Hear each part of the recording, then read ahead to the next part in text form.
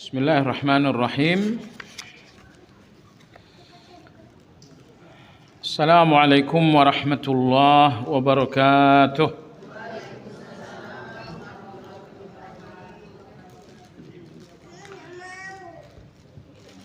Alhamdulillah hamdan katsiran tayyiban mubarakan fih kama yuhibbu rabbuna wa yarda. Wa ashhadu an la ilaha illallah wahdahu la syarika lah.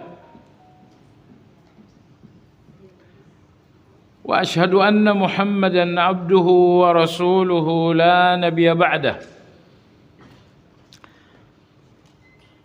Allahumma salli wa sallim ala Muhammad wa ala alihi wa ashabihi wa man ihtada bihadyihi wa istanna bisunnatihi ila yaumiddin.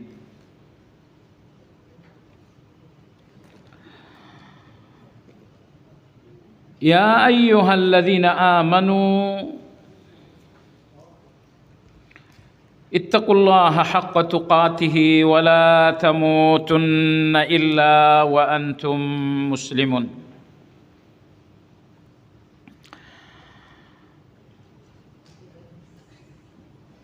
Bapak Ibu kaum muslimin wal muslimat rahimakumullah. Doa paling sering diulang-ulang Nabi kita seperti diriwayatkan Anas bin Malik radhiyallahu anhu. Beliau berkata, Rabbana atina fid dunya hasanah wa fil akhirati hasanah wa qina adzabannar. Ya Allah, berikanlah kami kebaikan di dunia ini. Berikan pula kami kebaikan di akhirat. Dan lindungilah kami dari azab neraka. Jadi dalam kesaksian Anas bin Malik radhiyallahu anhu, inilah doa yang paling sering diulang-ulang Nabi kita sallallahu alaihi wasallam. Dengan doa ini kita pun mengerti Bapak Ibu bahwa pemberian terbaik Allah itu bukan benda-benda, melainkan nilai dari benda-benda itu, yaitu baik. Atina fid dunya, berikanlah kami kebaikan di dunia. Kebaikan ini bukan benda. Kebaikan itu bukan duniawi. Kebaikan itu adalah nilai. Faktanya Bapak Ibu, kita akan bahagia dengan kebaikan. Saya bahagia dengan pasangan saya karena dia baik. Saya bahagia dengan anak-anak saya karena mereka baik. Saya bahagia dengan perdagangan saya karena perdagangan saya baik. Baik itu yang paling penting. Maka setiap kali bertemu kita bertanya, bagaimana kabar? Tentu jawabannya adalah baik. Jadi percayalah Bapak Ibu, pasangan kita kalau tidak baik, oh itu malapetaka. Anak-anak kalau nggak baik, itu juga kehancuran. Harta benda kita, perdagangan kita, keadaan kita, kalau tidak baik, berarti kita sedang dalam persoalan. Jadi minta saja kebaikan kepada Allah, dan jangan sekedar meminta benda saja. Sebab sekedar benda Anda nggak akan bahagia. Kecuali apabila benda-benda tadi memiliki nilai baik. Dan Bapak Ibu, Kalau Allah ingin memberikan kebaikan itu, maka Allah tabaraka wa ta'ala akan membuat seseorang memahami Islam dengan baik. Man yuridillahu bihi khairan yufaqihu fid din. Siapapun yang Allah inginkan kebaikan untuknya, maka Allah membuatnya faham Islam. Jadi tanda Allah akan memberikan Anda kebaikan, bahwa Allah memberikan Anda faham Islam. Karena orang yang faham Islam, orientasi hidupnya cuma satu, yaitu baik. Orang yang faham Islam, orientasi hidupnya cuma satu, yaitu baik. Karena Anda telah faham Islam, maka dalam berbicara Anda akan berbicara baik. Karena Anda faham Islam, maka dalam satu keputusan pasti keputusannya baik. Karena Anda faham Islam, bergaulnya pun pasti dengan orang-orang baik. Cari uangnya pun pasti dengan cara yang baik. Pengeluaran keuangannya pun pasti pengeluaran yang baik. Tapi orang-orang yang gak faham Islam, orientasi hidupnya bukan kebaikan. Oleh sebab itulah Bapak Ibu, menuntut ilmu ini tanda paling nyata bahwa Allah sedang memberikan Anda kebaikan. Karena dengan menuntut ilmu, Anda faham kebenaran. Dengan faham kebenaran, orientasi hidup Anda adalah kebaikan. Berbicara baik, berbuat baik, cari pemasukan yang baik, dan selanjutnya. Maka menghadiri kajian ini Bapak Ibu, tidak boleh hanya sekedar kesungguhan, melainkan harus lebih dari itu, yaitu perjuangan. Hari ini insya Allah kajian Asmaul Husna akan memasuki pembahasan pada nama Allah Al-Qawi. Al-Qawi, kalau nggak salah. Seingat saya yang terlalu adalah Al-Qahir dan Al-Qahir dan Al-Qahar. Ada masukan? Hah? Al-Qahar belum? Kalau mundur boleh. Saya kira disatukan saja. Nggak jadi masalah. Baik Bapak Ibu, Al-Qahar di dalam Al-Quran sebanyak 6 kali. Yang menarik Bapak Ibu, 6 kali Al-Qahar dalam Al-Quran semuanya bergandengan dengan Al-Wahid. Semuanya bergandengan dengan Al-Wahid. Anda lihat di buku ayat 65 dalam surat Sad, Allah berfirman, "Wa ma min ilahin illallahul wahidul qahar." Dan tidak ada yang diibadahi dalam kebenaran kecuali Allah. Dialah Al-Wahidul Qahar. Dialah yang Maha Esa, Al-Qahar lagi Maha mengalahkan. Misalnya lagi dalam surat Yusuf, misalnya Allah Subhanahu wa taala berfirman, kata Allah tabaraka wa taala, "Ya sahibais sijin أأرباب متفرقون أم الله الواحد القهار." Nabi Yusuf berkata kepada teman satu selnya, mereka adalah 2 laki-laki.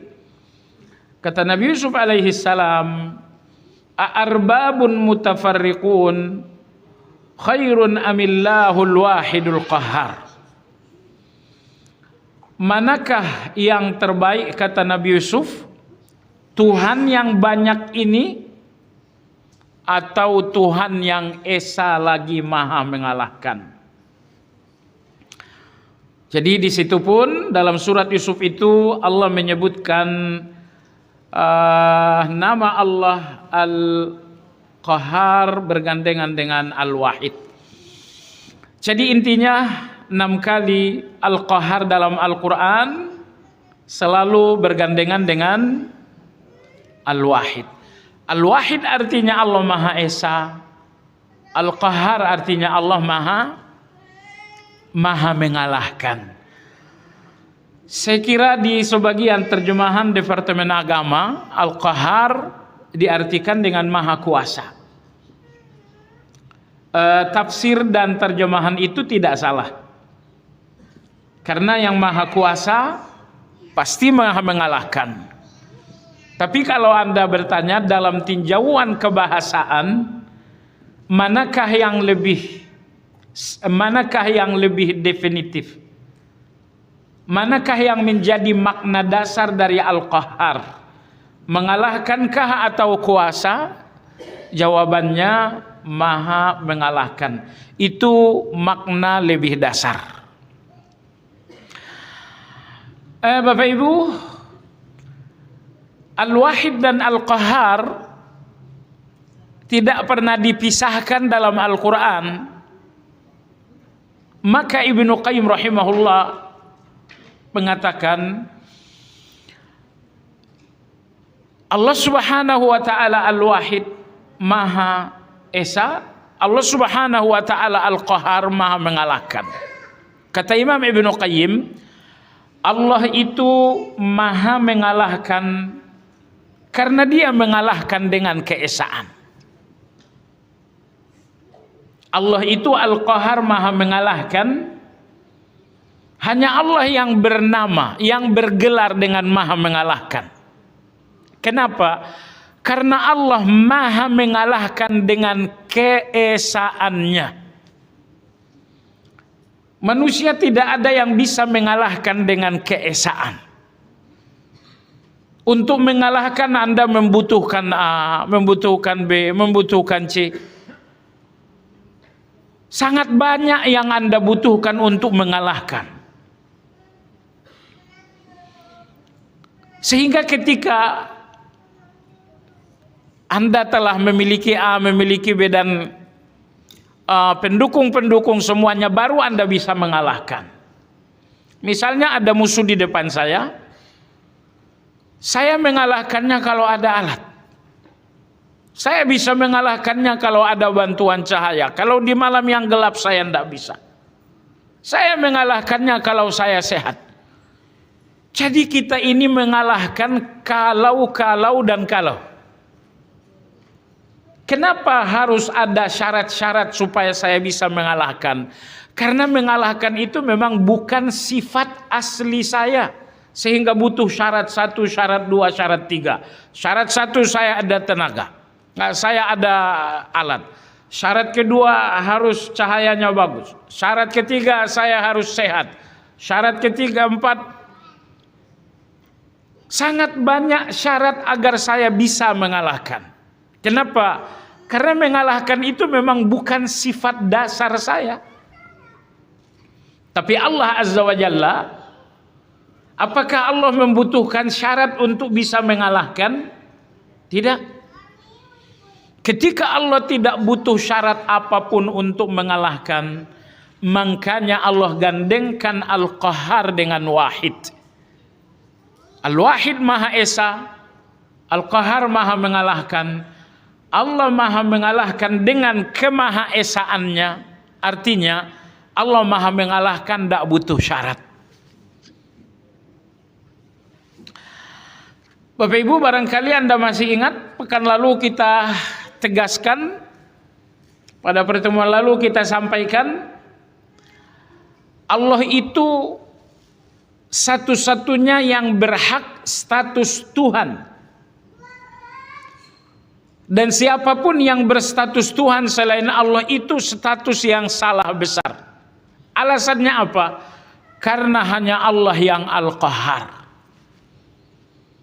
Semua Tuhan-Tuhan selain Allah tidak memiliki sifat Al-Qahhar. maka tidak boleh dan tidak sah distatuskan sebagai Tuhan. Contoh, ada orang-orang yang menuhankan matahari. Tapi apakah matahari ini qahar, maha mengalahkan? Tidak. Buktinya matahari itu kalah dengan gelap. Ada orang yang menuhankan bintang-bintang. Tapi benarkah bintang-bintang ini Tuhan? Tidak. Kenapa? Karena tidak qahar. Karena bintang-bintang ini tidak maha mengalahkan. Buktinya bintang-bintang ini akan kalah dengan terang. Ada lagi yang menuhankan api. Tapi tuh api ini tidak berhak status Tuhan. Kenapa? Karena api ini tidak memiliki sifat qahar. Buktinya api ini kalah dengan air. Jadi semua yang distatuskan manusia sebagai Tuhan tidak memiliki sifat qahar. Maka batallah segala status Tuhan itu kecuali Allah Azza wa Jalla. Orang-orang Mekah mereka menstatuskan Tuhan berhala-berhala. Pertanyaannya, berhala-berhala ini memiliki sifat qahar? Oh tidak.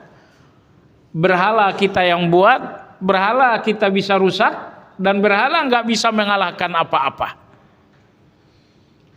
Maka ketika berhala dan semua yang dituhankan tidak memiliki sifat qahar, maka semuanya tidak boleh diakui sebagai Tuhan. Jadi dengan demikian Bapak Ibu, satu-satunya yang sah memiliki status Tuhan hanya Allah. Karena hanya Allah itu yang Al-Qahar, maha mengalahkan. Dan Allah qahar tanpa syarat. Tidak perlu syarat 1, syarat 2, apalagi syarat 3, syarat 4. Allah tidak butuh syarat untuk mengalahkan. Maka qaharnya Allah digandengkan dengan Al-Wahid.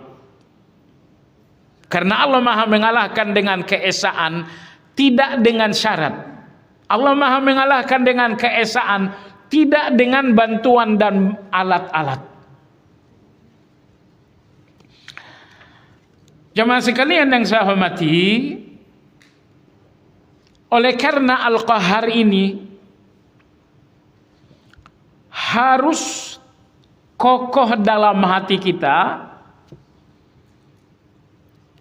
maka ada zikir dari Nabi kita dengan mengucapkan Al-Qahar. Anda lihat di bagian akhir buku. Aisyah radhiyallahu anha berkata, apabila Nabi sallallahu alaihi wasallam gelisah di malam hari, beliau berbalik, susah tidur, mungkin beliau gelisah, mungkin beliau takut. Apa yang dibacakan Nabi alaihi salatu wassalam apabila beliau gelisah tidak bisa tidur? Beliau membacakan zikir berikut. La ilaha illallah al-wahidul qahhar Rabbus samawati wal ard wa ma bainahuma al-azizul ghaffar. La ilaha illallah al-wahidul qahhar Rabbus samawati wal ardi wa ma bainahuma al-azizul ghaffar. Inilah zikir Nabi alaihi salatu wassalam apabila beliau gelisah sehingga beliau susah tidur di malam hari. Terus menerus beliau menyebutkan nama Al-Qahhar. La ilaha illallah al-wahidul qahhar Rabbus samawati wal ardi wa ma bainahuma al-azizul ghaffar. Kalau Anda gelisah tidak bisa tidur, miring kanan tidak bisa, miring kiri tidak bisa, tengkurap lebih tidak bisa. Cuman bolak-balik Anda ini gak ada nilainya. Sementara Anda gelisah, lalu Anda mengulang-ulang nama Al-Qahhar dalam zikir ini, maka gelisah Anda ini akan bernilai kebaikan. Akan bernilai kebaikan. Dan nomor 2, gelisah Anda itu akan hilang. Karena Bapak Ibu, tidak ada yang menghilangkan gelisah hati kita kecuali nama Allah Subhanahu wa Ta'ala. Maka kalau gelisah nggak bisa tidur di malam hari, zikirnya khusus. Oh, saya gelisah nggak bisa tidur, la ilaha illa anta subhanak. Oh, salah. Itu bukan zikir gelisah nggak bisa tidur. Kalau gelisahnya nggak bisa tidur, zikirnya ini dia, la ilaha illallah al-wahidul qahhar rabbus samawati wal ardi wa ma bainahuma al-azizul ghaffar. Itu zikir khusus gelisah tidak bisa tidur di malam hari. Baiklah jemaah sekalian yang saya hormati, Allah Subhanahu wa Ta'ala Al-Qahhar, maha memaksa, maha mengalahkan. Maha mengalahkan, maha kuasa, maha perkasa. Semua makna ini betul. Tetapi yang menjadi makna dasar Al-Qahhar adalah maha mengalahkan. Itu yang menjadi makna dasar. Pertanyaan Bapak Ibu, apa aplikasi Al-Qahhar dalam ibadah dan keseharian kita?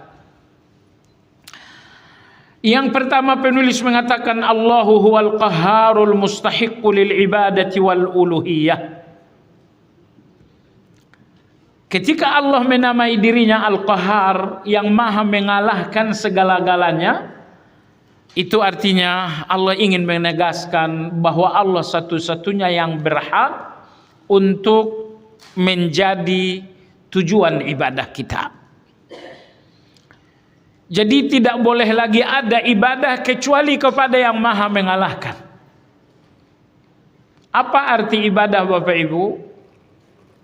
Ibadah itu kumpulan dari 2 hal dinamakan ibadah. Apa itu? Ghayatul hub bi ghayatiz zul.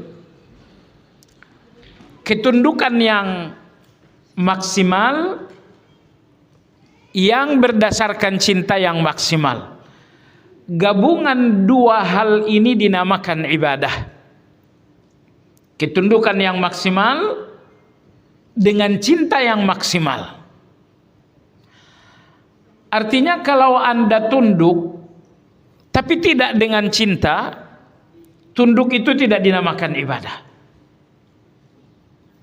Sebaliknya, Anda cinta Allah tapi tidak lantas ada ketundukan, itu pun tidak dinamakan dengan ibadah. Nah, saya ulangi yang pertama. Anda tunduk tapi tidak dengan dasar cinta. Anda salat, Anda puasa, Anda berzakat, Anda tunduk memang, tapi ketundukan ini tidak dengan dasar cinta. Dinamakankah ketundukan itu ibadah? Tidak. Orang-orang munafik juga salat, tapi salat mereka tidak dengan dasar cinta. Maka mereka salat dengan rasa malas, mereka salat di akhir waktu, mereka salat untuk memuaskan ria mereka. Salat mereka ketundukan tapi bukan ibadah. Kenapa? Karena mereka hanya tunduk tidak dengan dasar cinta. Baik. Nomor 2, sebagian orang-orang tasawuf mengaku cinta tapi tidak lagi tunduk. Mereka mengaku cinta kepada Allah tapi tidak lagi tunduk kepada Allah Azza wa Jalla. Enggak lagi salat, tidak lagi zakat, tidak lagi haji. Mereka mengatakan saya udah cinta Allah, jadi saya tidak perlu lagi tunduk. Ada yang seperti itu? Ada. Mereka mengatakan ketundukan ini hanya latihan cinta.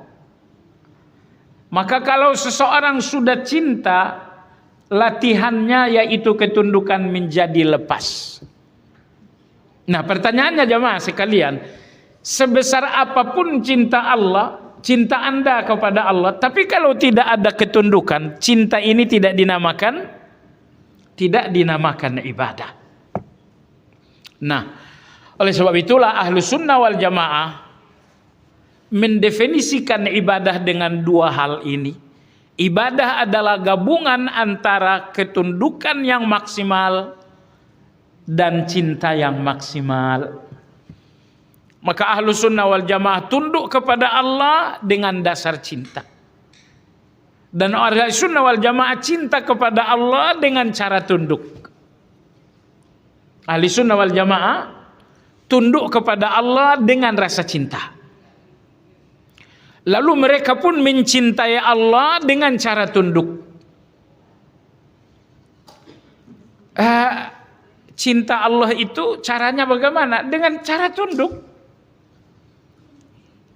Ya, tidak perlu Anda bersajak untuk mencintai Allah. Allah tidak butuh cinta seperti itu. Maka cintai Allah dengan cara tunduk. Tunduklah terhadap perintahnya. Tunduklah terhadap larangan-larangannya. Allahu Akbar jamaah sekalian. Dua hal ini seharusnya memang tidak terpisah. Maksud saya gini, kalau Anda semakin memaksimalkan ketundukan kepada Allah Azza wa Jalla, kalau Anda semakin memaksimalkan ketundukan kepada Allah Azza wa Jalla, mau tidak mau, sadar tidak sadar, hati ini akan semakin menemukan cintanya kepada Allah. Anda tunduk kepada Allah di malam hari, tunduk lagi di waktu subuh, tunduk lagi setelah subuh, tunduk lagi di waktu zuhur. Semakin Anda bentangkan ketundukan di depan Allah, semakin Anda temukan cinta itu dalam ketundukan. Tentu dengan syarat ketundukan Anda ikhlas. Makanya syarat dari semua ibadah adalah ikhlas. Karena ibadah dengan keikhlasan hasilnya pasti cinta, nggak mungkin yang lain. Jadi kalau ibadah Anda tidak menghasilkan cinta, silahkan dikoreksi ikhlasnya. Karena saya ulangi, kalau semua ibadah ini betul-betul lahir dari keikhlasan Anda, hasilnya adalah cinta, yaitu cinta kepada Allah Azza wa Jalla. Bapak Ibu yang saya hormati, enggak ada cinta senikmat mencintai Allah. Bapak Ibu perhatikan, jangan orang kita pun saat kita ingin menikmati hidup, kita mencari cinta. Semakin banyak cinta, semakin hidup ini nikmat. Kenapa hidup ini nikmat? Karena aku cinta suamiku, aku cinta istriku, aku cinta anakku, aku cinta pekerjaanku, aku cinta asetku, aku cinta. Makin banyak cinta, makin terasa nikmat. Tapi bayangkan kalau nggak ada cinta itu, hidup ini menjadi hambar. Dan Bapak Ibu, ketika kita mencari cinta, kita mencari kesempurnaan. Tidak mungkin saya mencintai pasangan kalau dia nggak punya kesempurnaan. Menurut saya tubuhnya sempurna, menurut saya akhlaknya sempurna, imannya sempurna, akhirnya saya pun mencintai. Tidak ada orang yang jatuh cinta kepada yang kurang, gak ada. Cinta itu selalu mencari kesempurnaan. Anda bekerja gajinya cuma 5.000 sehari. Apakah Anda mencintai pekerjaan seperti itu? Gak mungkin. Karena ketika kita akan mencintai, kita akan mencari kesempurnaan. Sekarang Bapak Ibu, mencintai pasangan kita saja sudah sangat nikmat. Padahal nilai kesempurnaannya hanya nilai 20-50. Iya kan? Sekarang coba Anda bayangkan ketika Anda mencintai Allah yang nilai kesempurnaannya tanpa batas. Nilai kesempurnaan Allah itu tidak ada batas. Saya sangat mencintai ayah saya. Padahal nilai kesempurnaannya sebagai ayah mungkin hanya nilai 70. Dengan nilai kesempurnaan 70, saya sudah merasakan nikmatnya mencintai ayah. Sementara sempurnanya Allah memiliki nilai tanpa batas. Sehingga seharusnya tidak ada cinta senikmat melebihi cinta kepada Allah Azza wa Jalla, karena tidak ada sempurna melebihi sempurnanya Allah Azza wa Jalla. Baiklah jemaah sekalian, jadi ibadah itu gabungan dari tunduk dan cinta. Anda tunduk dengan dasar cinta dan Anda pun cinta dengan cara tunduk. Itu yang dimaksud dengan ibadah. Kalau kita jelaskan lebih lanjut lagi, tunduk itu adalah lahiriah. Kalau cinta itu adalah batiniyah. Tunduk itu adalah lahiriah. Kalau cinta itu adalah batiniyah. Jemaah sekalian, kalau lahiriahnya tunduk, batiniyahnya pun cinta membara, ini baru dinamakan ibadah. Baik jemaah sekalian. Jadi tadi penulis mengatakan bahwa ketika Allah mengatakan aku maha mengalahkan kalian ya. Buktinya aku maha mengalahkan kalian, coba lihat kehidupan kalian. Lahirnya kalian qaharan. Bukan maunya kalian. Kita lahir karena maunya Allah. Sakitnya kita pun maunya Allah. Segala-galanya kehidupan kita semuanya maunya Allah. Semuanya maunya Allah. Maunya kita jadi nyata kalau Allah ikut mau. Saya mau ke sini, oke, Allah mau enggak? Kalau maunya saya dimaui oleh Allah, maka maunya saya itu nyata. Saya mau pergi ke pasar, itu maunya Anda, oke. Kalau maunya Anda dimaui Allah, itu berhasil Anda nanti ke pasar. Tapi apapun maunya kita, kalau itu bukan maunya Allah, itu udah nggak akan terjadi. Nah, jadi buktinya Allah maha mengalahkan bahwa segala-galanya perjalanan hidup kita semuanya adalah maunya Allah. Saya lahir bukan dengan maunya saya, itu maunya Allah. Ayah saya fulan, ibu saya fulana, itu semuanya maunya Allah. Pasangan saya fulana, oh itu maunya Allah. Pekerjaan saya, oh itu maunya Allah Azza wa Jalla. Nyatanya Anda nggak bisa lepas dari maunya Allah. Ini menunjukkan betapa qaharnya Allah. Betapa Allah maha mengalahkan, karena ternyata setiap peristiwa Anda semuanya adalah maunya Allah. Tidak satu pun peristiwa hidup Anda maunya Anda. Anda masih mau hidup, tapi kalau Allah udah mau Anda wafat, Anda nggak bisa bertahan. Anda mau sehat, tapi kalau Allah maunya Anda sakit, Anda nggak bisa menolak. Jadi tidak ada peristiwa hidup Anda dengan maunya Anda, nggak ada sama sekali. Melainkan semua peristiwa dalam hidup kita semuanya adalah maunya Allah. Makanya Allah mengatakan aku adalah Al-Qahhar. Aku adalah Al-Qahhar, maha mengalahkan. Mau tahu bahwa aku maha mengalahkan kalian? Lihat. Dari lahirnya kalian sampai matinya kalian, peristiwa hidup kalian, warna-warninya hidup kalian, semuanya mauku dan bukan mau kalian. Itulah buktinya aku Al-Qahhar. Itulah buktinya aku Al-Qahhar.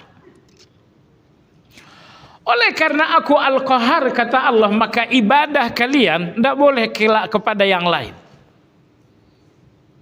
Apakah matahari itu qahar kepada kalian? Oh, tidak. Yang maha mengalahkan kalian itu aku. Makanya ibadah kalian hanya kepada aku.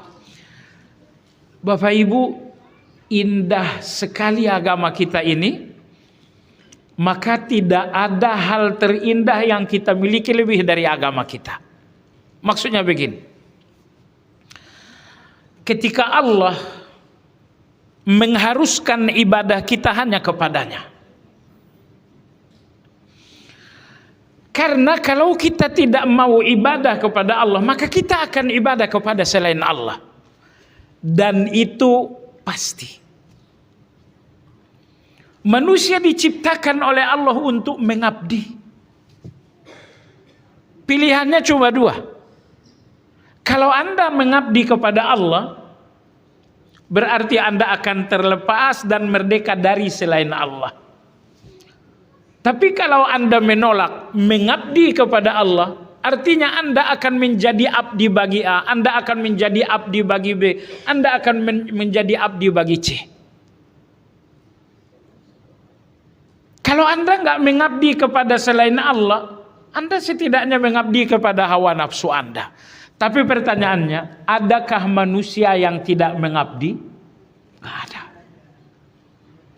Pilihannya cuma dua, mengabdi kepada Allah atau mengabdi kepada selain Allah. Kalau Anda mengabdi kepada selain Allah, maka Anda akan merdeka di depan manusia. Ini atasan, oh Anda tidak lagi bergantung kepadanya. Oh ini bos saya, Anda tidak lagi terikat dengannya. Nggak ada yang melepaskan ketergantungan dan ikatan Anda kepada selain Allah, kecuali apabila Anda telah menjadikan Allah satu-satunya tempat Anda mengabdi. Sekali lagi, tidak ada yang melepaskan Anda dari ketergantungan kepada selain Allah, kecuali kalau Anda sudah mengabdi kepada Allah Azza wa Jalla. Jemaah sekalian yang saya hormati, di sini penulis menutip ayat 39 surat Yusuf. Allah berfirman, ya sahibai sijin, wahai dua sahabatku satu penjara. Jadi Nabi Yusuf di penjara. Apa kata Nabi Yusuf kepada dua kawannya satu penjara? A'arbabum mutafarriqun khairun amillahul wahidul qahar. Manakah yang lebih baik, Tuhan yang banyak itu atau Tuhan yang esa lagi maha mengalahkan? Nabi Yusuf ingin kedua orang kawannya berpikir. Sekarang ada dua pilihan Tuhan. Tuhan yang banyak dan Tuhan yang esa. Tuhan yang banyak ini banyak karena satu Tuhan tidak bisa menyelesaikan masalah tanpa Tuhan kedua. Bahkan dua Tuhan pun tidak menyelesaikan masalah tanpa Tuhan ketiga. Sehingga kita butuh Tuhan yang sangat banyak. Manakah yang lebih benar? Memiliki Tuhan yang banyak atau memiliki Tuhan yang satu? Karena Tuhan yang satu ini qahar, mengalahkan segala-galanya. Mana yang lebih baik? Karena dia mengalahkan segala-galanya. Nah kalau Tuhan banyak, kenapa banyak? Karena tidak ada yang memiliki sifat mengalahkan. Majusi Tuhannya dua. Ada Tuhan kebaikan, ada Tuhan keburukan. Oh itu Tuhan mereka, Tuhan kebaikan dan Tuhan keburukan. Nah jemaah sekalian yang saya hormati, jadi Nabi Yusuf alaihissalam mengatakan Tuhan yang benar adalah Tuhan yang esa. Karena berarti dia mampu segala-galanya. Maka dia menjadi Tuhan dengan keesaannya. Karena dia qahar, karena dia mengalahkan segala-galanya. Jemaah sekalian yang saya hormati, Allah Al-Qahar, maha mengalahkan. Iya, dia mengalahkan sakit saya sehingga menjadi sehat. Dia mengalahkan gelisah saya sehingga menjadi ketenangan. Dia mengalahkan ketakutan saya sehingga menjadi rasa aman. Tapi coba lihat, obat dokter Tidak selamanya bisa mengalahkan sakit. Bahkan sering juga obat ini kalah dengan sakit. Dokter itu kalah dengan sakit. Tapi Allah Al-Qahar, Dia maha mengalahkan segala-galanya. Jadi ketika kekuatan saya sudah patah dengan sebuah ujian, saya tidak mampu lagi dengan sakit, saya sudah patah dengan sakit, Allah mengatakan aku Qahar. Aku mengalahkan segala-galanya. Nah, oleh sebab itu jamaah sekalian, menyadari Allah Al-Qahar maha mengalahkan harusnya membawa kita kepada tawakal. Seharusnya membawa kita kepada tawakal. Apa itu tawakal? Pasrah kepada Allah Azza wa Jalla. Anda nggak mungkin memasrahkan sesuatu kepada yang lemah. Ketika Anda nggak berdaya lagi, sementara persoalan ini sangat besar dan Anda nggak berdaya, Anda butuh yang maha mengalahkan untuk persoalan besar itu, dan itu hanya Allah Azza wa Jalla. Hanya Allah Azza wa Jalla. Bapak Ibu, kalau tawakal dadakan itu pasti berat. Kalau tawakal dadakan biasanya kita nggak bisa. Ya, caranya bagaimana? Kalau begitu banyak-banyaklah membacakan zikir tawakal. Kalau Anda sudah banyak-banyak membacakan zikir tawakal, nanti ketika situasi tawakalnya terjadi Anda akan mampu. Selama ini yang berlangsung nggak begitu. Datang situasi tawakal dan barulah kita tawakal. Ini namanya tawakal dadakan. Akhirnya kita nggak bisa tawakal. Pertanyaannya Bapak Ibu, apa zikir tawakal itu? Zikir tawakal itu adalah la haula wa la quwwata illa billah. Nggak ada daya, nggak ada kekuatan kecuali dengan Allah. Dengan zikir itulah Anda harus memahami diri Anda, dan dengan zikir itulah Anda harus melihat selain Anda. Ini orang kaya tak ada kekuatannya, nggak ada dayanya kecuali dengan Allah. Ini saya ndak ada kuat, saya ndak ada daya saya tanpa Allah. Ini penguasa, ini presiden, ini menteri, ndak ada kekuatannya, nggak ada dayanya tanpa Allah. Jemaah sekalian, saat Anda telah menihilkan daya dan upaya pada diri Anda, pada selain Anda, barulah Anda bisa bertawakal kepada Allah Subhanahu wa ta'ala. Kalau Anda masih merasa mampu, Anda nggak mungkin memasrahkan persoalan kepada Allah. Tapi kapan Anda pasrahkan persoalan ini kepada Allah? Saat Anda nggak merasa lagi ada kekuatan. Saat Anda tidak melihat lagi ada kekuatan, barulah persoalan ini Anda pasrahkan kepada Allah. Jadi banyak orang-orang yang merasa telah bertawakal, padahal mereka masih merasa mampu. Mereka masih merasa aku kuat, aku bisa. Padahal tawakal itu syarat pertamanya bahwa Anda tidak melihat bisa dan kuat kecuali dengan Allah Azza wa Jalla. Baik jemaah sekalian yang saya hormati, jadi Allah Al-Qahar maha mengalahkan. Banyak hal yang saya nggak bisa kalahkan. Saya nggak bisa mengalahkan hutang piutang saya. Saya nggak bisa mengalahkan persoalan saya. Saya nggak bisa mengalahkan sakit saya. Siapa yang bisa mengalahkan ini semuanya? Al-Qahar.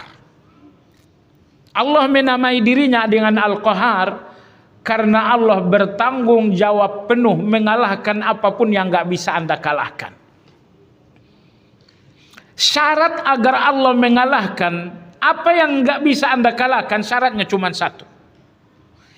Serahkan yang nggak bisa Anda kalahkan kepada Allah Al-Qahar itu dengan cara tawakal. Dengan cara tawakal. Begitu hal-hal yang telah mengalahkan Anda ini Anda serahkan kepada yang maha mengalahkan, maka Allah akan mengalahkannya sehingga Anda menang. Tapi sekali lagi, serahkan kepada Allah dengan tawakal. Cuman rukun tawakal yang pertama apa? Lepaskan segala kekuatan Anda dengan cara la haula wala quwata illa billah. Makanya kalau satu persoalan Anda masih merasa mampu, Allah nggak akan datang. Allah nggak akan memberikan kekuatannya untuk Anda karena Anda masih merasa mampu. Saya bisa. Sepanjang Anda masih merasa bisa, percayalah pertolongan Allah itu nggak akan datang. Ketika terjadi perang Hunain, sebagian sahabat, enggak semuanya, sebagian sahabat ada yang keceplosan. Mereka mengatakan, hari ini perang kali ini jumlah kita puluhan ribu loh, enggak mungkin kita kalah. Jumlah kita puluhan ribu, enggak mungkin kita kalah. Apa artinya? Ada sebagian sahabat yang merasa kuat. Saat manusia udah merasa kuat, maka Allah nggak akan memberikan kekuatannya lagi. Dan di titik itulah terjadi kekalahan. Sahabat-sahabat jumlahnya puluhan ribu. Sementara orang Hunain ini jumlahnya sangat sedikit. Maka sebagian sahabat mengatakan nggak mungkin kalah, kita ini banyak. Tapi apa yang terjadi Bapak Ibu? Tiba-tiba peperangan terjadi dengan strategi yang gak pernah terbaca dan gak pernah terjadi. Orang-orang Hunain bersembunyi. Nabi dan para sahabat sampai di Hunain, jumlah kaum muslimin ribuan dan mereka gak menemukan musuh. Wis, di mana musuhnya? Gak kelihatan musuh sama sekali. Ketika Nabi dan para sahabat bingung, ini di mana musuh? Sewaktu mereka sedang bingung, tiba-tiba musuh datang mengagetkan sahabat yang sedang bingung. Kalau sudah kaget ya tidak ada persiapan, bukan? Kalau sudah kaget nggak ada persiapan. Belum sempat ngeluarin panah, belum sempat nyiapin pedang, orang musuhnya nggak kelihatan. Tiba-tiba musuh itu muncul mengagetkan. Akhirnya jamaah sekalian, proses awal perang Hunain, Nabi dan para sahabat hampir kalah. Hampir kalah. Banyak sahabat yang melarikan diri. Tapi bukan melarikan diri dari pertempuran, melarikan diri menyelamatkan diri. Setelah kocar-kacir, kekalahan di depan mata, Nabi kita memanggil-manggil para sahabat. Wahai kalian ahli suratil Baqarah, berkumpullah, berkumpullah, berkumpullah. Sahabat-sahabat memanggil teriakan, mendengar teriakan Nabi. Mereka kemudian berkumpul.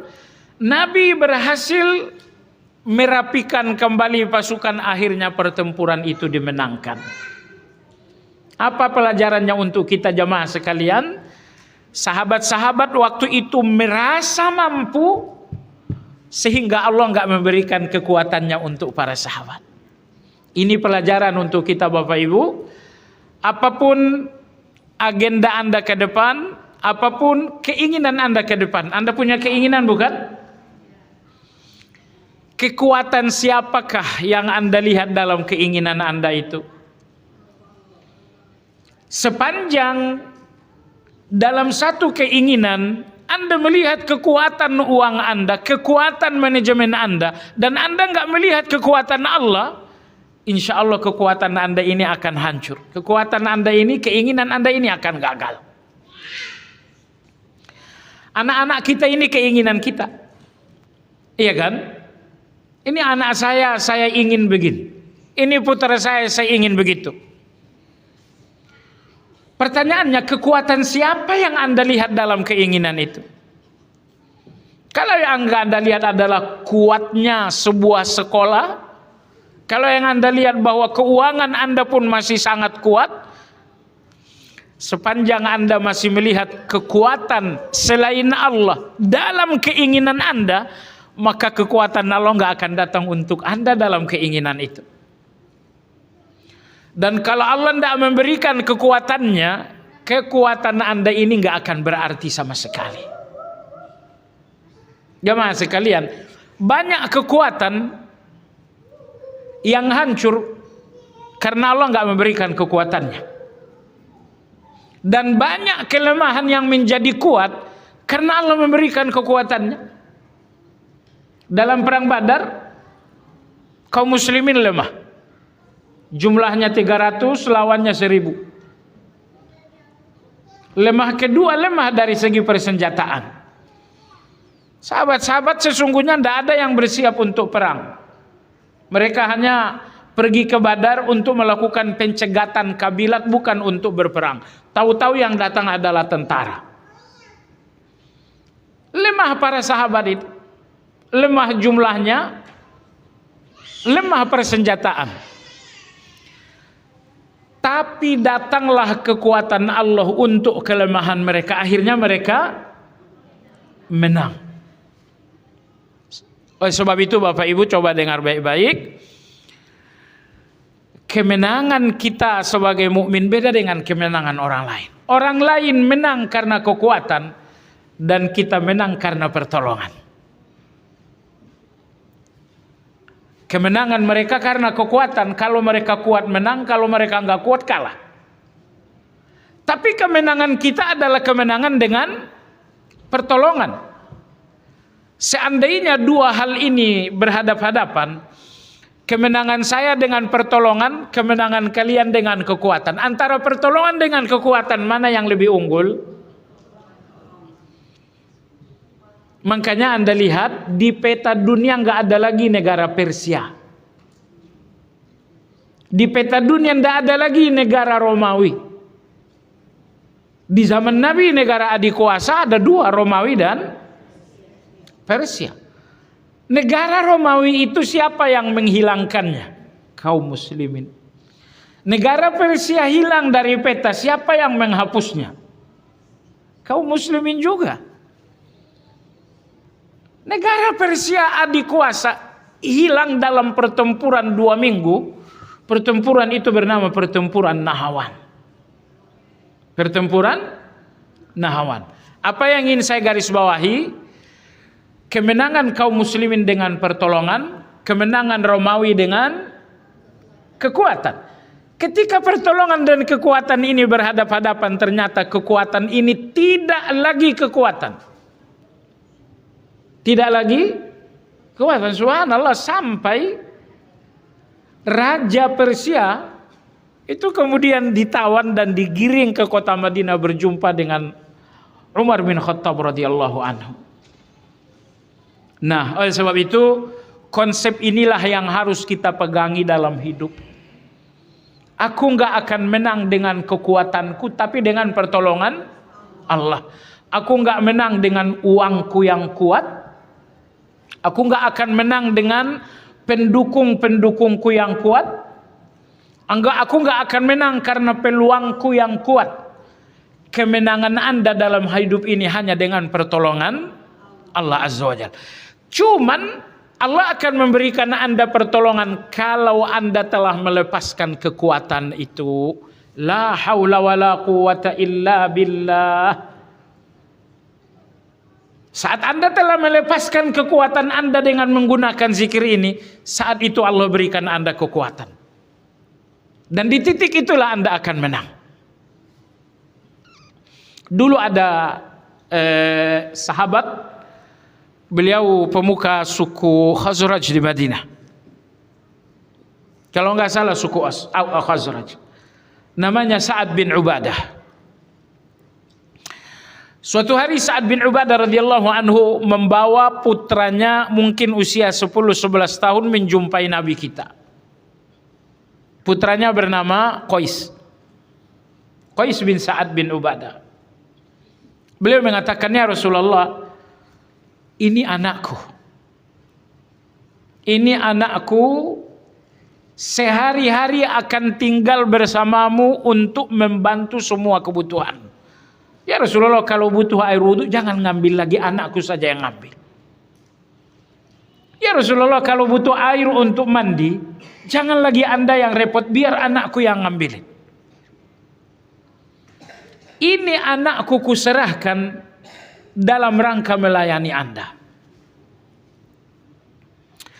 Apa yang dilakukan Nabi kepada anak ini? Nabi kita bayar gaji? Oh enggak, Nabi enggak bayar gaji. Nabi mengajarkan pintu surga.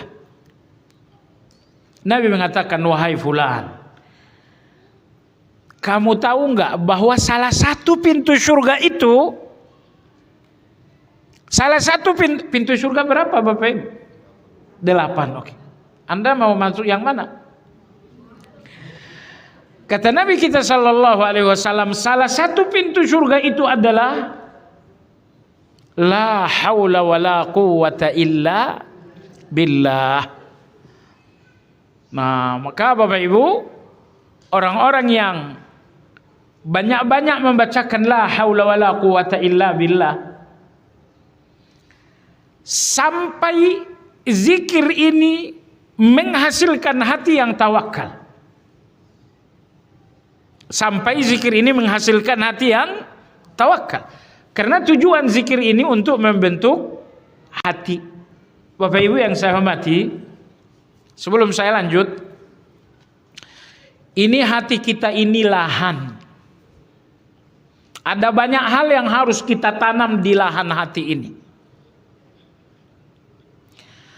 Cuma bagaimana Anda menanam hati Anda? Jawabannya dengan zikir. Ketika zikir Anda la ilaha illallah, itu artinya Anda sedang menanam tauhid di dalam hati. Ketika Anda sedang membaca zikir alhamdulillah, Anda sedang menanam cinta di dalam hati. Ketika Anda berzikir astaghfirullah, Anda sedang menanamkan taubat di dalam hati. Ketika Anda membacakan la haula wala quwwata illa billah, Anda sedang menanamkan tawakal di dalam hati. Jadi semua zikir-zikir kita dalam yang diajarkan, semua zikir itu adalah proses bercocok tanam di hati ini. Makanya tidak maksimal kalau saya bacakan la ilaha illallah tapi tauhid di hati ini tidak tumbuh. Itu enggak maksimal. Saya zikirkan astaghfirullah tapi taubat dalam hati ini tidak tumbuh. Saya zikirkan alhamdulillah tapi cinta dalam hati ini tidak tumbuh. Saya zikirkan subhanallah tapi maha sucinya Allah tidak tumbuh dalam hati. Dimohon hal ini kita fahami baik-baik.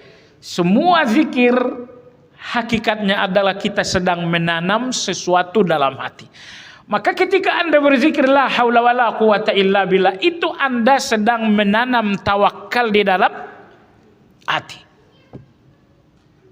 Maka idealnya Bapak Ibu, semakin sungguh-sungguh Anda zikirkan la haula wala quwata illa billah, idealnya semakin subur tawakal di dalam hati Anda.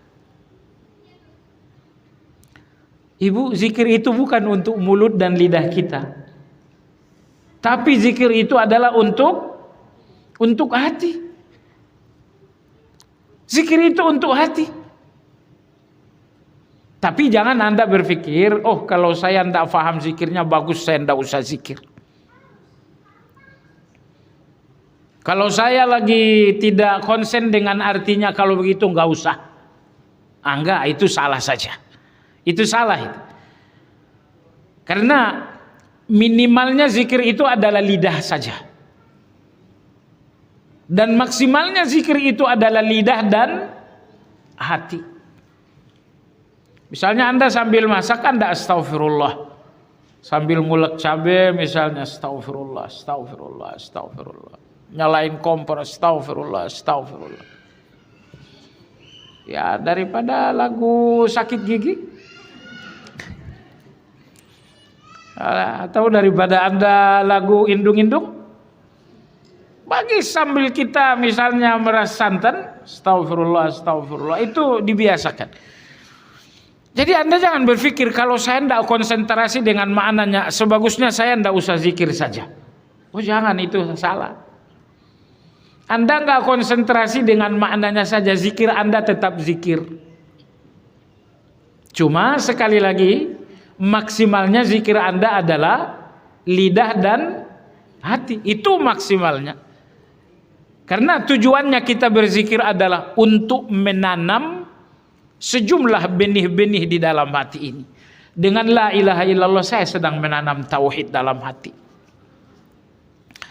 Dengan la haula wala quwata illa billah saya sedang menanam tawakal dalam hati. Dengan Allahu Akbar saya sedang menanam maha besarnya Allah dalam hati. Dengan subhanallah saya sedang menanam maha sucinya Allah dalam hati. Itu tujuannya berzikir. Baik jemaah sekalian yang saya hormati, jadi salah satu pintu surga itu adalah la haula wala quwata illa billah. Baik ibu sekalian yang saya hormati, Allah Subhanahu wa taala Al-Qahhar.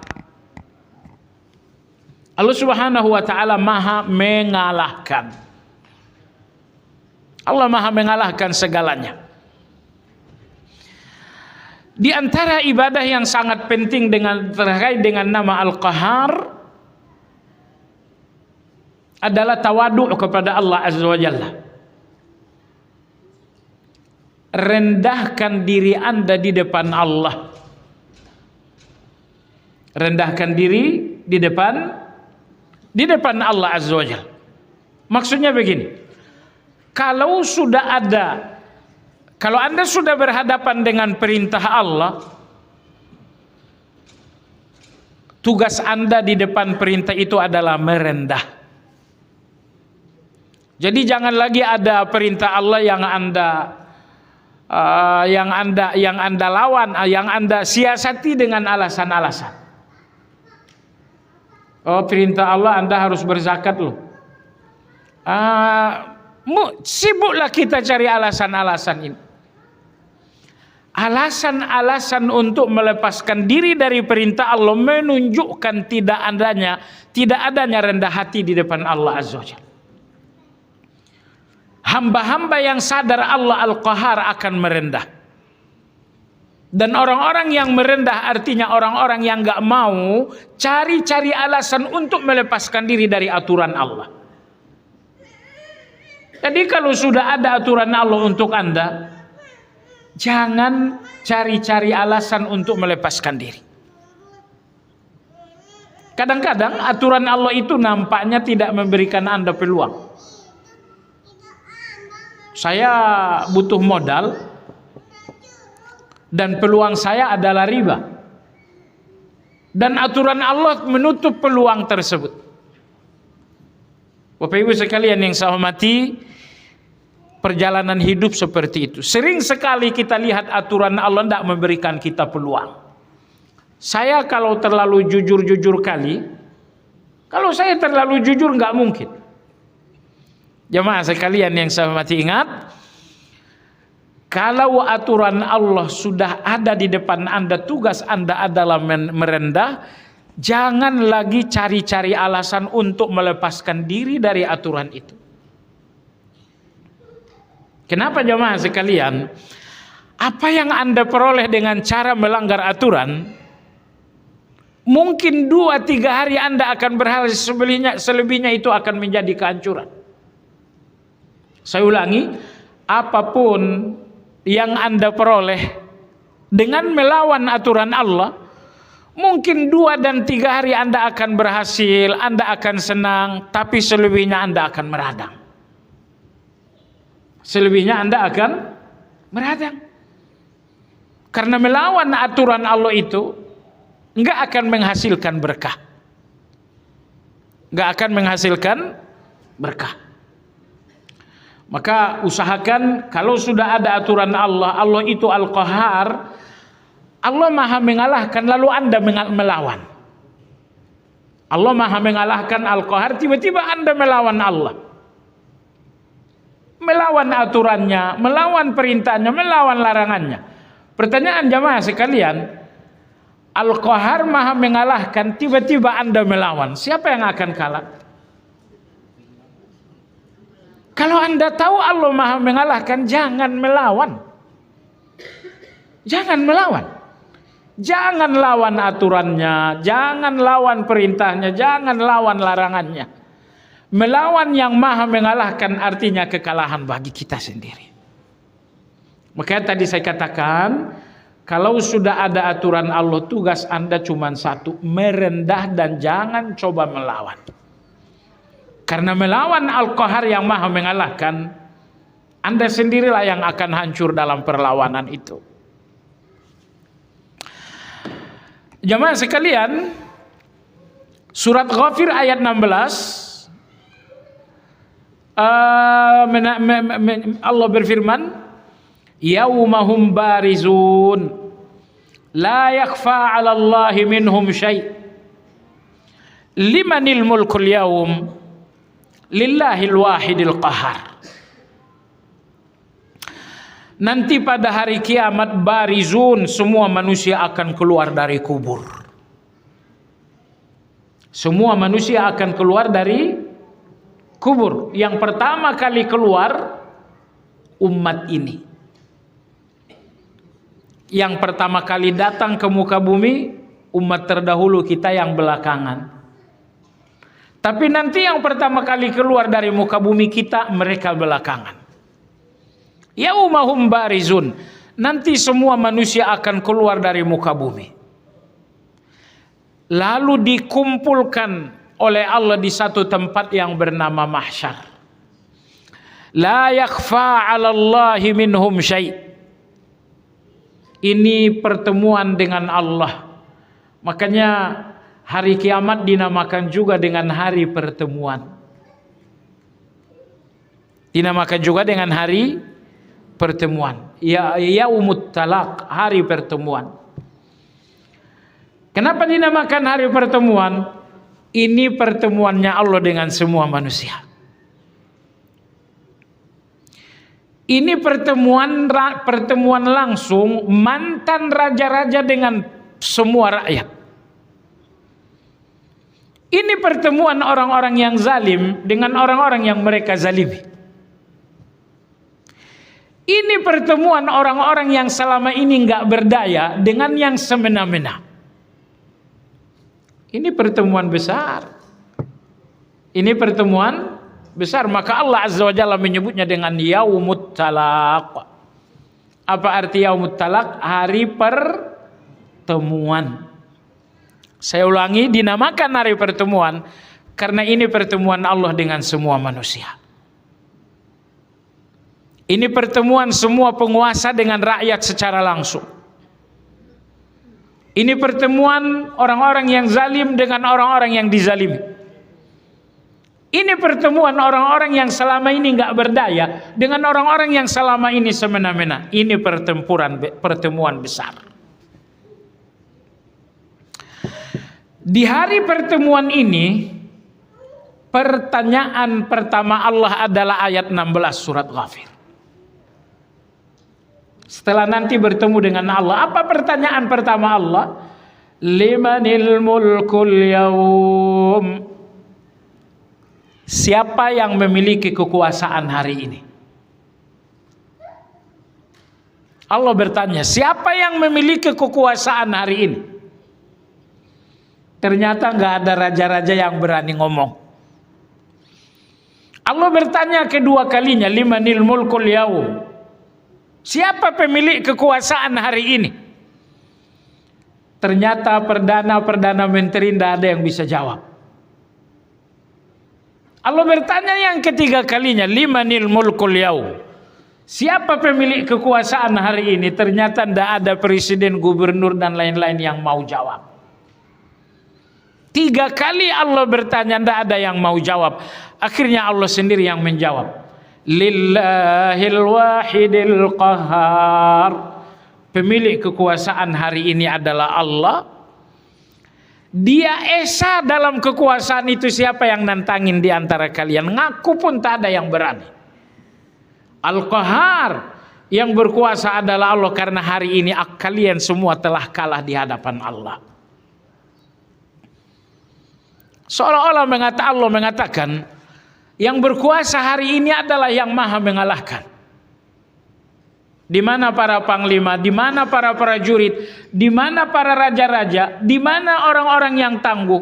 Kalian hari ini udah kalah. Yang berkuasa hari ini adalah Al-Qahar, yang maha mengalahkan. Nah, subhanallah ibu, Anda bacakan ayat ini padahal peristiwanya nanti. Pertanyaan pertama Allah, limanil mulkul yaum. 3 kali Allah bertanya, tidak ada yang jawab. Akhirnya Allah sendiri yang jawab, lillahil wahidil qahar. Dialog ini Anda lihat dan Anda baca saat ini, padahal dialog ini baru akan terjadi nanti. Benarkah ini akan terjadi? 100% gak akan meleset. 100% gak akan meleset. Karena Allah udah ngatur bahwa ini benar-benar akan nyata. Tapi intinya, di antara bentuk Allah mengalahkan manusia, Allah mengalahkan segala-galanya saat Allah mengumpulkan semuanya di mahsyar dan Allah bertanya, siapa penguasa? Gak ada yang jawab. Allah mengatakan penguasa adalah aku yang maha mengalahkan. Maka di antara bentuk Allah mengalahkan ketika Allah mengumpulkan kita semua dan Allah bertanya di mana penguasa, tidak ada yang jawab. Ini adalah proklamasi dari Allah bahwa aku adalah Al-Qahar. Di dunia aku kalahkan kalian dengan takdir-takdirku. Aku takdirkan sakit, kalian kalah. Tidak bisa menolak kecuali hanya menjalani. Aku takdirkan kalian gagal, tidak bisa menolak kecuali kalian hanya menjalani. Aku takdirkan kematian, kalian tidak bisa protes, hanya bisa menerima. Di dunia aku kalahkan kalian dengan takdir, dan hari ini aku akan kalahkan kalian dengan keputusan. Akan aku kalahkan kalian dengan keputusan. Akan ada yang diputuskan ke neraka, dan Anda bisa menolak. Baik jemaah sekalian, jadi ayat 16 surat Ghafir, sebuah peristiwa di hari mahsyar nanti, bahwa Allah Azza wa Jalla menunjukkan dirinya Al-Qahhar, yaitu ketika semua manusia hadir di depan Allah dan Allah bertanya siapa penguasa, gak ada yang berani jawab. Inilah salah satu bentuk qaharnya Allah Subhanahu wa ta'ala. Aplikasi dan ibadah berikutnya, penulis mengatakan Allah melarang hamba-hambanya bersifat dengan sifat Al-Qahhar. Al-Qahhar artinya Allah maha mengalahkan. Maha mengalahkan itu sifatnya Allah, dan kita tidak boleh bersifat dengan sifat qahar. Saya harus mengalahkan fulan, saya harus mengalahkan fulan. Si fulan ini kecil, si fulan ini nggak ada artinya bagi saya. Memandang orang lain semuanya kalah dalam kekuatan kita, kalah dalam kemampuan kita. Anda nggak boleh memandang siapapun kalah dengan Anda. Allah menamai dirinya dengan Al-Qahhar agar kita sadar bahwa Anda nggak boleh bersifat Al-Qahhar. Anak yatim, dia telah yatim. Dia lemah karena dia anak-anak, dia lemah lagi karena nggak ada lagi orang tua. Betapa lemahnya anak yatim ini, namun Allah berfirman, fa'ammal yatima fala taqhar. Adapun terhadap anak yatim, maka kalian tidak boleh bersifat qahar. Taqhar dalam bahasa terjemahan Departemen Agamanya jangan bengis, jangan kejam. Itu terjemahan bebas. Kalau diartikan secara harfiah, jangan kalian bersikap qahar terhadap anak yatim. Jangan melihat anak yatim, betapapun ia sangat lemah, jangan kalian ngerasa kamu kalah dengan aku. Jamaah sekalian yang saya hormati, ambisi hidup mengalahkan orang lain itu bukan ambisi yang benar. Kecuali kalau ambisi mengalahkan orang lain ini Anda letakkan di dalam kebaikan. Ingat, persaingan Anda dengan orang lain bukan dunia, bukan jabatan, bukan uang, bukan itu persaingan. Persaingan Anda dengan orang lain adalah amal saleh. Oh, orang ini harus saya kalahin tilawahnya. Orang ini harus saya kalahin salat malamnya. Orang ini harus saya kalahkan zikir pagi petangnya. Sebab itu jamaah sekalian, salah satu tujuan kita belajar agar kita ngerti di mana tempatnya pertarungan, di mana tempatnya persaingan. Orang-orang yang belajar nggak akan menjadikan dunia ini sebagai pertempuran. Dunia dengan segala bentuknya bukan persaingan kita. Itu orang yang belajar. Di mana persaingan kita? Persaingan kita adalah soal kebaikan. Siapa yang lebih baik? Persaingan kita adalah soal tilawah. Siapa yang terbaik?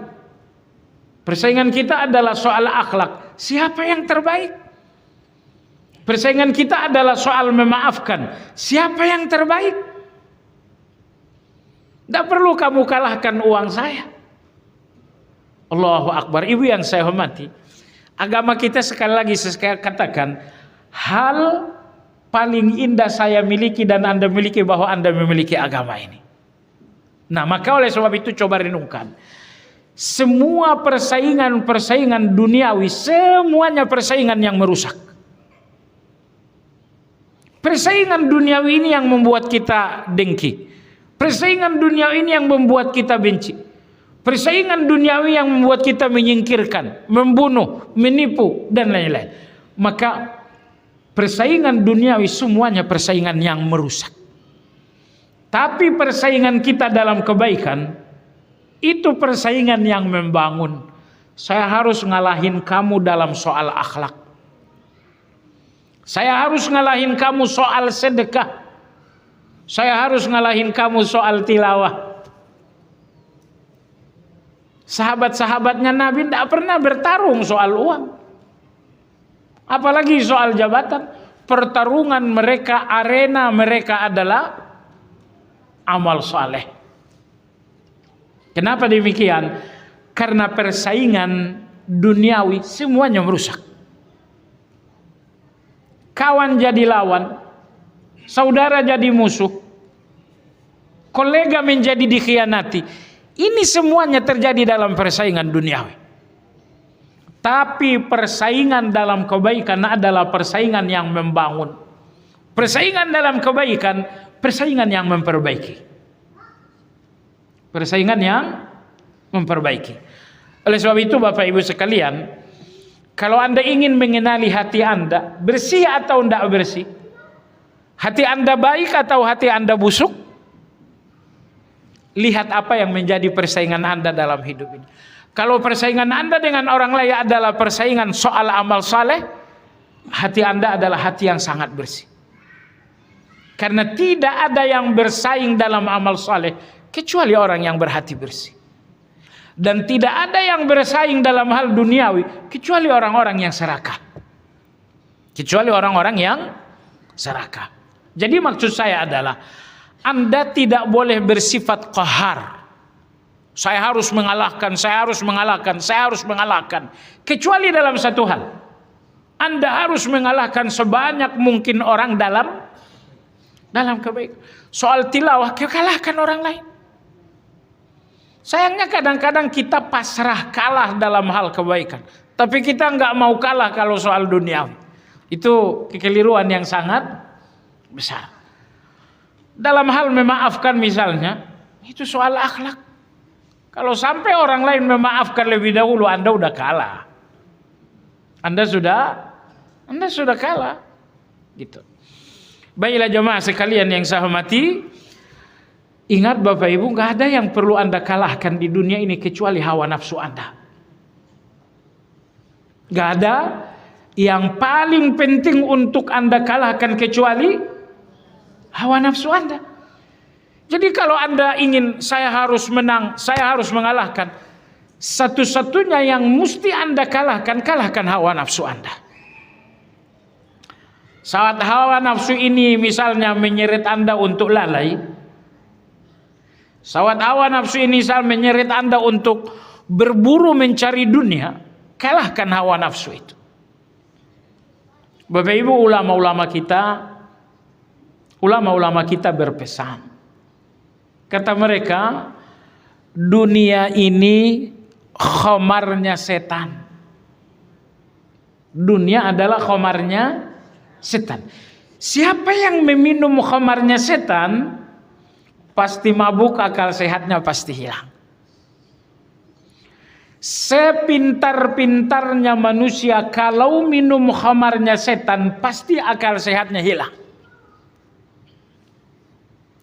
Sedewasa-dewasanya pola pikir seseorang, kalau minumannya khamarnya setan, percayalah akal sehatnya pasti hilang. Orang-orang yang korupsi di luar negeri aja deh. Orang-orang yang korupsi di luar negeri, mereka itu orang pintar, tapi karena minumannya khamar setan, akal sehat mereka menjadi hilang. Oleh sebab itu jemaah sekalian, tidak ada yang meminum khamarnya setan melainkan mabuk. Dan orang yang mabuk dengan khamarnya setan pasti akal sehatnya akan hilang. Pertanyaan, apa khamarnya setan itu? Dunia. Khamarnya setan itu adalah dunia. Sebab itu jangan jadikan dunia ini persaingan. Persaingan kita Bapak Ibu adalah persaingan dalam amal saleh. Jemaah sekalian yang saya hormati, saya lihat itulah catatan penulis mengenai nama Allah Subhanahu wa taala Al-Qahhar. Allah Subhanahu wa taala Maha mengalahkan. Insyaallah yang akan datang adalah nama Allah yang ke-44, yaitu Al-Qawi, yang artinya Allah Maha kuat. Sampai di sini kajian kita hari ini. Bapak Ibu jamaah yang hendak bertanya, dipersilakan.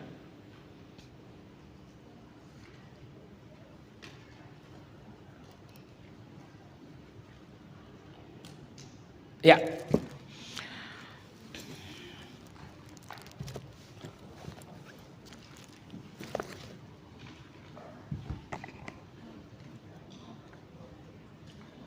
Bismillah.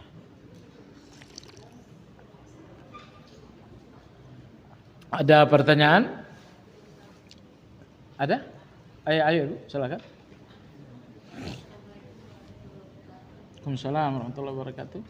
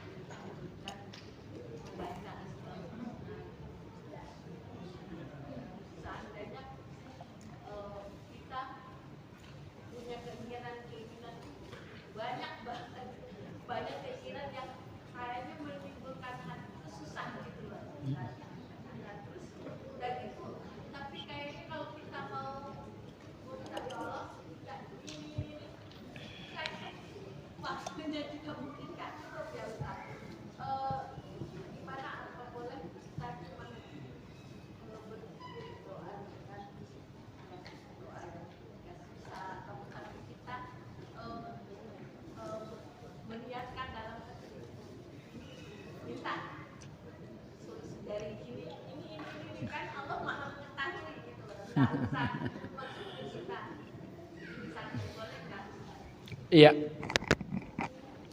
Kalau keinginan sangat banyak, dan lisan ini terbatas untuk menyebutkan itu satu persatu. Kumpulkan semua keinginan itu di dalam satu doa. Kumpulkan keinginan yang gak bisa diabsen ini di dalam satu doa. Doanya yang tadi, Rabbana atina fid dunya wa fil akhirati hasanah. Ya Allah, berikanlah di dunia ini apapun yang baik. Berikanlah di dunia ini apapun yang baik. Itu udah mencakup semuanya. Kita nggak nyebutin nama lagi. Pokoknya apapun yang baik, yang hasanah, berikan ya Allah yang baik itu. Kan kalau nggak baik kita juga nggak mau kan. Misalnya ada uang tapi nggak baik, Anda mau? Anda nggak akan mau. Ini ada jabatan tapi jabatan nggak baik, Anda pasti nggak mau. Maka doa tadi itu udah sangat luar biasa. Rabbana atina fid dunya hasanah. Kalau saya terjemahkan secara bebas, artinya adalah, ya Allah, berikan aku di dunia ini apapun yang baik. Hasanah dalam ayat itu berbentuk nakirah. Nakirah itu artinya umum. Makanya tidak ada alif lamnya. Kalau ada alif lam al-hasanah, itu berarti kebaikan khusus. Tapi kalau nggak ada alif lamnya, berarti itu kebaikan apapun. Ya, Rabbana atina fid dunya hasanah. Ya Allah, berikanlah aku di dunia ini apapun yang baik. Wa fil akhirati hasanah, dan berikanlah aku di akhirat apapun yang baik. Ayat ini akan ada dalam surat Al-Baqarah ya. Doa ini ibu-ibu sekalian yang saya hormati, enggak cuma mencakup semua maunya kita, melainkan doa ini juga mengandung nilai kepasrahan. Seolah-olah Anda mengatakan, ya Allah, aku enggak tahu apa yang baik. Aku cuma tahu ada uang, aku cuma tahu ada harta. Tapi yang tahu baik itu cuma Engkau ya Allah. Iya kan? Kita cuma tahu uang, kita cuma tahu sehat, kita cuma tahu harta. Tapi yang tahu baik itu cuma, enggak selamanya uang itu baik, enggak selamanya sehat itu baik. Enggak ada selamanya aset-aset ini baik. Maka ketika Anda enggak meminta benda, Anda minta baik, di situ ada nilai pasrah. Ya Allah, berikanlah aku di dunia ini hasanah, apapun yang baik. Wa fil akhirati hasanah, dan berikan aku di akhirat apapun yang baik. Di situ ada kepasrahan. Seakan-akan Anda mengatakan, ya Allah, hanya Engkau tak yang tahu apa yang baik itu. Aku tidak tahu apa yang baik itu. Maka berikanlah aku apapun yang baik. Ini doa sudah mencakup segala-galanya. Tentu kalau uang ini baik, akan Allah kasih. Tentu kalau misalnya peluang ini baik, pasti Allah kasih. Anda nggak butuh peluang kalau nggak baik kan? Yang Anda butuh apa? Peluangnya yang baik. Maka minta saja peluangnya, minta saja kebaikannya, niscaya apapun yang bernilai baik akan diberikan oleh Allah Subhanahu wa taala. Rabbana atina fid dunya hasanah wa fil akhirati hasanah wa qina adzabannar.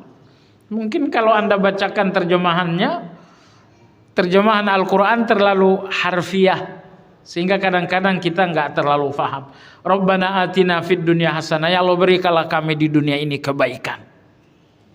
Nah, begitu kita terjemahkan lebih bebas, barulah doa ini lebih memiliki rasa. Ya Allah, berikanlah aku di dunia ini apapun yang baik. Dan berikanlah aku ya Allah di akhirat apapun yang baik. Wa qina adzabannar, dan pelihara kami dari neraka. Allahu akbar. Pelihara kami dari neraka. Apa maksud doa ini Bapak Ibu? Pelihara kami dari neraka sehingga mulut ini enggak dusta. Kalau mulut ini dusta, artinya neraka. Pelihara kami dari neraka sehingga hati ini enggak dengki. Karena kalau hati ini dengki itu artinya kami neraka. Pelihara kami dari neraka artinya saya tidak meninggalkan kewajiban. Karena meninggalkan kewajiban artinya neraka. Pelihara kami dari neraka artinya kami jangan sampai melanggar laranganmu. Karena melanggar laranganmu itu artinya neraka.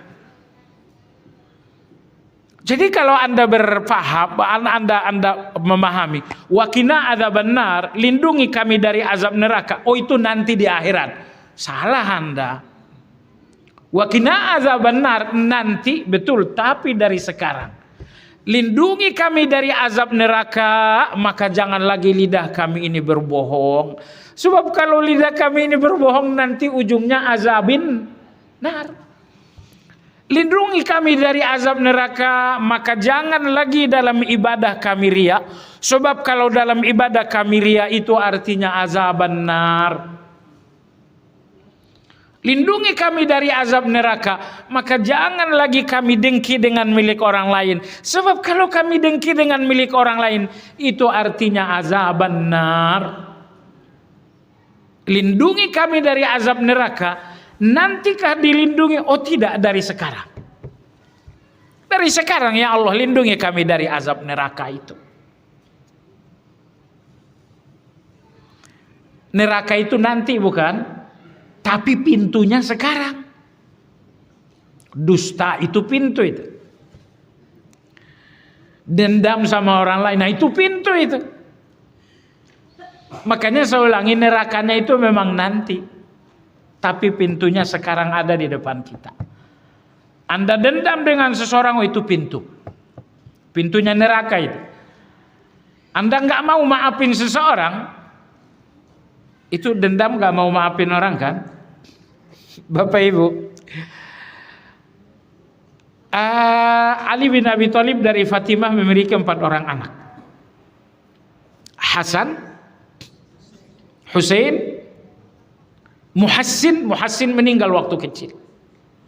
Ummu Kulsum ini menikah dengan Umar radhiyallahu an. Jadi ada Hasan, ada Husain. Tapi Ali radhiyallahu anhu kemudian memiliki budak perempuan dari Bani Hanifiyah. Hasil hubungan badan Ali dengan budak perempuan suku Bani Hanifiyah ini, lahir seorang anak yang bernama Muhammad. Muhammad bin siapa itu? Ali. Hasan Husain bin qadarullah, manusia tetap saja manusia. Walaupun Hasan adalah Hasan, Muhammad ada Muhammad. Suatu hari mereka sengketa. Sengketa mereka jemaah sekalian. Sampai akhirnya Hasan radhiyallahu anhu tidak mau tegur sapa dengan Muhammad. Akhirnya Muhammad membuatkan surat. Oh, menyentuh sekali. Beliau mengatakan dalam surat itu, kepada saudaraku Hasan. Saudaraku Hasan, Anda jauh lebih baik dari saya. Bahwa Anda bin Ali, saya juga bin Ali. Tapi bahwa ibumu adalah Fatimah, putrinya Nabi. Ibuku hanya seorang budak. Kakekmu Rasulullah, kakekku seorang kafir. Nenekmu Khadijah, nenekku seorang kafir. Saudaraku Hasan, berlipat ganda engkau lebih baik daripada aku. Karena engkau lebih baik daripada aku sampaikan kepadamu sabda Nabi. Nabi bersabda, wa khairuhum alladhi yabda'u bissalam. Yang terbaik di antara kalian yang pertama kali mengucap. Siapa yang terbaik? Yang pertama kali mengucap salam, bukan? Maka Muhammad mengatakan, wahai saudaraku Hasan, Engkaulah yang terbaik karena ibumu Fatimah dan ibuku budak.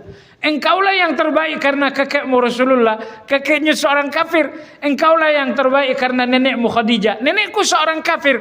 Kalau engkau yang terbaik, ucapkanlah salam terlebih dahulu kepada saya, karena kata Nabi, yang terbaik di antara kalian adalah yang pertama mengucapkan.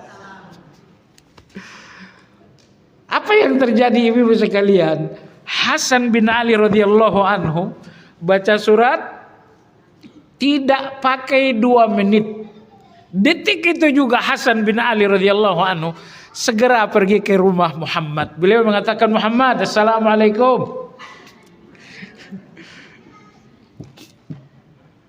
Jadi mereka memang bermusuhan, tapi kalau sudah ada ayat, apalagi sudah ada hadis, permusuhan itu hilang. Kita boleh musuhan nggak Bapak Ibu? Boleh. Berapa lama? Lebih dari itu nggak boleh lagi. Udah lebih 3 hari masih aja diam-diaman, itu permusuhan hawa nafsu. Kalau dalam 3 hari Anda bermusuhan, itu masih manusiawi. Itu masih manusiawi. Tapi kalau lebih 3 hari masih bermusuhan, masih diam-diaman, itu udah hawa nafsu. Suami istri kadang-kadang kita juga diam-diaman, nggak apa-apa diam-diaman. Yang penting jangan 3 hari diam-diaman masih boleh. Anda sebagai suami udah berapa lama didiamin istri? Ini 2 hari. Oh, itu masih legal. Jangan dulu Anda baper. Udah berapa hari diamin istri Anda? Sudah 2 hari saya didiamin. Kalau baru 2 hari itu masih legal itu. Anda diam saja dulu. Udah berapa hari? 3 hari. Oh, diam saja dulu. Itu masih dibenarkan. Tapi kalau sudah 4 hari istri tidak mau bicara, kasih tahu ini hawa nafsu sudah. Jangan hawa nafsu diselesaikan dengan hawa nafsu juga kan. Baik jamaah sekalian yang saya hormati. Jadi Rabbana atina fid dunya hasanah itu sudah mencakup semua keinginan yang tidak sempat terbahasakan tadi. Ingin A, ingin B, ingin C. Berapa inginnya? Tidak ada jumlahnya saking banyaknya. Berapa inginnya? Tidak ada tepinya. Lebih luas dari lautan. Itu keinginan kita itu. Kalau Anda tidak bisa berbahasa untuk semua keinginan ini, Allah Maha tahu dengan keinginan Anda. Cukup katakan kepada Allah, ya Allah, berikan aku apapun yang baik di dunia ini. Berikan di akhirat apapun yang baik.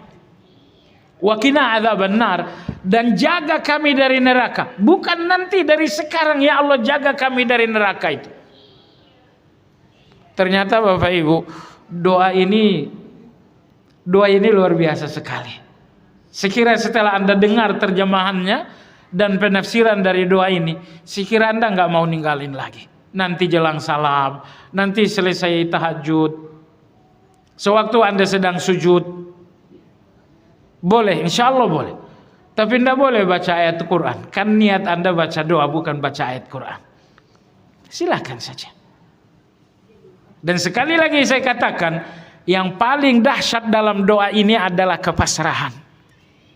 Ya Allah, berikan aku di dunia ini apapun yang baik. Aku nggak tahu apa yang baik itu, hanya Engkau yang tahu.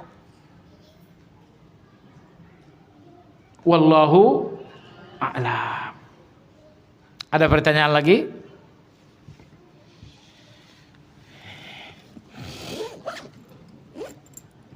Baik Bapak Ibu, kalau tidak ada pertanyaan lagi, kita sudahi dengan zikir kafaratul majlis. Subhanakallahumma wa bihamdika asyhadu an la ilaha illa anta astaghfiruka wa atubu ilaik.